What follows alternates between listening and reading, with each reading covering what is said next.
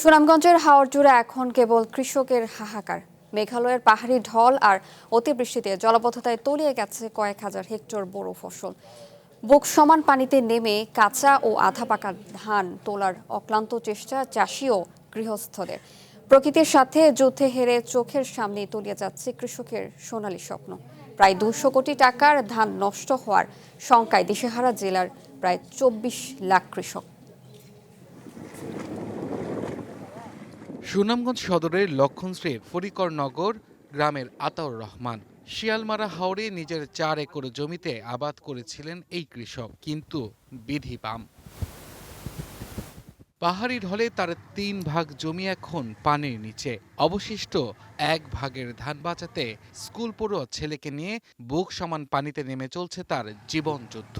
পাশেই নৌকায় সেই ভেজা ধান তুলে সড়কের পাশে নেওয়ার আপ্রাণ চেষ্টা তার স্ত্রীর। ধান ফান সব ফাইনালি লগি তো যদি কষ্টটা আমার সফল হয়েছে না, মাত্র 1 কেয়ার খাচ্ছি আর 10 কেয়ার 12 কেয়ার গেলে পানির তলে। শিক্ষার জমিনা খাটাইতে পারছি না, পানির তলে গেছে। ওই বাঙ্গাসিরা বাচ্চা লইয়া এই খদগার জমিন খাটাইছি, বাকি সব পানির তলে।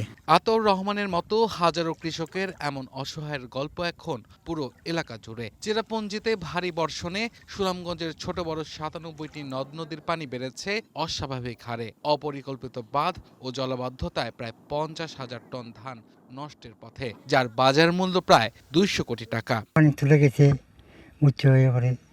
ওই ঋণ টেনে করে ব্যাংক থেকে আনছি, টাকা ওটা ঋণ নিতে পারতাম না। এবার ধীরে ঋণ আছে আর কত বিনিময় করতেছে ধান হান লইয়া আওয়ার তো বাইসা গেছে গো, দল হয়ে গেছে পানি। কেবল নিজেদের খাবার নয়, গবাদি পশুর ঘর নিয়েও চরম দুশ্চিন্তায় গৃহস্থ ও কৃষকরা। ধান শুকানোর জায়গা না থাকায় অনেকের ধান পচে নষ্টের পথে। আচ্ছা চলে আমরা ওসারা পড়ছি, আপনারা যদি কোনো সাহায্য করুন। 5 একর 12 একর জমি নিয়ে গেছে পানি।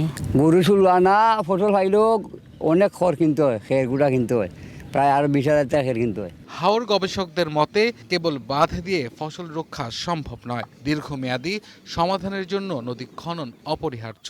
এই আগাম বন্যা থেকে রক্ষা পেতে হলে প্রথমত হাওড়াঞ্চলের সকল নদী খাল খনন করে নাব্যতা ফিরিয়ে আনতে হবে, যাতে মেঘালয়ের পাহাড়ের বৃষ্টিপাতের মাধ্যমে যে পানির ঢলটা আসে সেই ঢল যাতে খুব দ্রুত নিষ্কাশিত হতে পারে। কৃষকদের এমন দুরবস্থায় দ্রুত ধান কাটার পরামর্শ দিচ্ছে প্রশাসন। আমরা ইতিমধ্যে আমাদের যতগুলো টায়ার আছে, স্থানীয় প্রশাসন বলতে উপজেলা নির্বাহী অফিসার, আমাদের পিও সাহেব, আমাদের যে স্থানীয় যে উপজেলা ইউনিয়ন পরিষদগুলো রয়েছে, ইউনিয়ন পরিষদের সচিব, ইউনিয়ন পরিষদের মেম্বার, চেয়ারম্যানদেরকে আমরা দৃঢ়ভাবে বলেছি যেন তারা কৃষকদের কাছে যায়।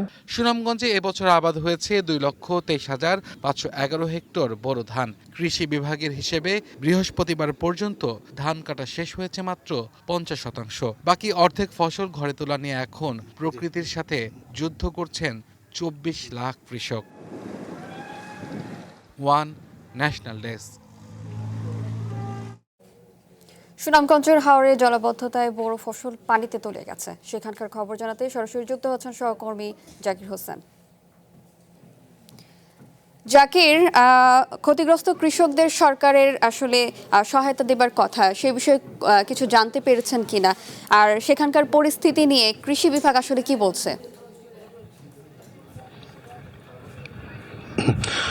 দেখুন, প্রধানমন্ত্রী যে ঘোষণা দিয়েছেন সেই ঘোষণা অনুযায়ী আমরা দেখেছি কৃষি বিভাগ থেকে ইতিমধ্যে কিন্তু তাদের যে যারা ক্ষতিগ্রস্ত হয়েছে, প্রকৃত যারা ক্ষতিগ্রস্ত তাদের ইতিমধ্যে তাদের যে সন্ধান শুরু করেছে, অর্থাৎ একেবারে যারাই প্রকৃত ক্ষতিগ্রস্ত হয়েছে তাদেরকেই মানে প্রণোদনার আওতায় নিয়ে আসা হবে, এমনটাই জানিয়েছেন কৃষি বিভাগের কর্মকর্তারা। তো আপনি নিশ্চয়ই দেখতে পাচ্ছেন আমি এই মুহূর্তে রয়েছি শিয়ালমারা হাওরে, সুনামগঞ্জের শিয়ালমারা হাওরে। এখানে আপনি পানি যে দেখতে পাচ্ছেন, এখানে কিন্তু এই পানির নিচে কিন্তু এখনো পাকা ধান রয়েছে। আপনার এই পাকা ধান এই সব কৃষকরাই কিন্তু পানিতে ডুবে এই ধান কেটে তোলার চেষ্টা করছেন।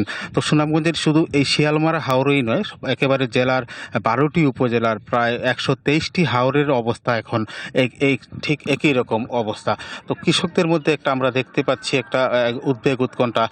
যদিও উজানের মেঘালয় এবং সুনামগঞ্জে গতকালকে থেকে এখন পর্যন্ত কোনো বৃষ্টিপাত হচ্ছে না, কিন্তু বৃষ্টিপাত না হলেও সুরমা নদীর পানি কিছুটা কমছে, কিন্তু হাওরের দিকে কিন্তু পানিটা বাড়ছে।